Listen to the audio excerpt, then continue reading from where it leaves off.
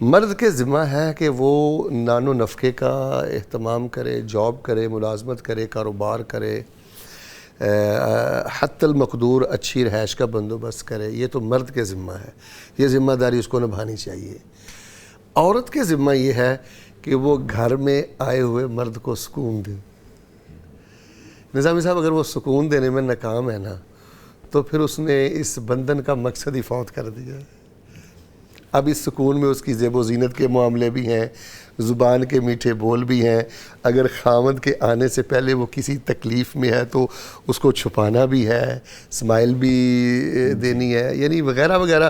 اگر کوئی عورت شادی کے بعد اپنے خامد کے لیے سکون نہیں ہے نا جی، تو یہ ایک بہت بڑا سوالیہ نشان ہے اس کی ازدواجی زندگی پر. ٹھیک ہے. تو جیسے مرد کے ذمہ ہے نان و نفقہ اور رہائش، عورت کے ذمہ ہے اپنے خامد کو سکون دینا. ٹھیک ہے. اور اس کو ہر ممکن یہ کوشش کرنی چاہیے.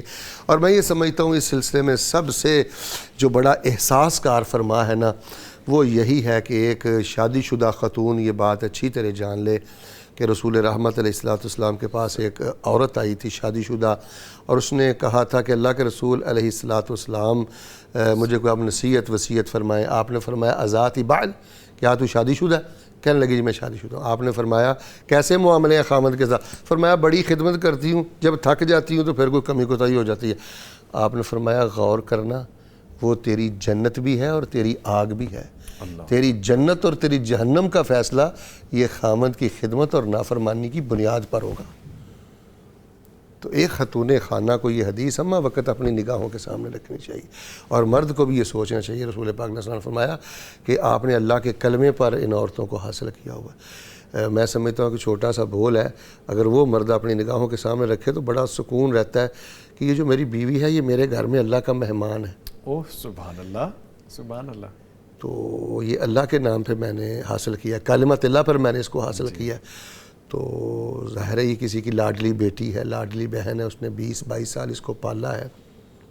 تو جب اللہ کی بارگاہ میں باز پرسی کا احساس زندہ ہو اور یہ چیزیں سامنے ہوں، اور سب سے بڑی بات ہے برداشت نہیں ہے. یعنی یہاں ٹکر کا جواب دینا یعنی اس کو بہادری سمجھتے ہیں. میں سمجھتا ہوں سب سے بڑی بات ہے جھکنا، اور جو جھکنے میں پہل کرے وہی پہلوان ہے.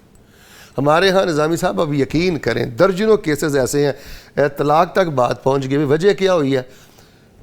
بس وہ پہلے آ جان، اسی نہیں پہلے جانا، تو اینا چکراں چی گھر برباد ہو گئے. انا کی جنگ میں بھئی ہم نے نہیں پہلے جانا، وہ پہلے آ جائیں. بھئی پہلے بعد کی باتیں چھوڑیں، جھک جائیں.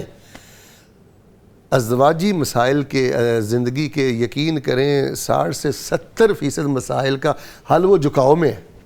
تو شیطان جھکاؤ چاہتا نہیں ہے، وہ بالکل چونکڑا مار کے بیٹھا ہوتا ہے، وہ انانیت پھونکتا رہتا ہے، دونوں طرف انانیت پھونکتا رہتا ہے. اور یقین کریں ازدواجی زندگی چونکہ یہ بڑے الگ الگ کیسز ہم نے سنے ہیں دیکھے ہیں، تو لیکن اس میں سب سے جو بڑی بات ہم نے دیکھی ہے نظامی صاحب، بات کچھ نہیں ہوتی، بس اندر شیطان ہی بیٹھا ہوتا ہے، اللہ اکبر، جو پھونکتا رہتا ہے، کوئی بات نہیں ہوتی. تو ہم بس ان چیزوں سے بچنے کی کوشش کریں.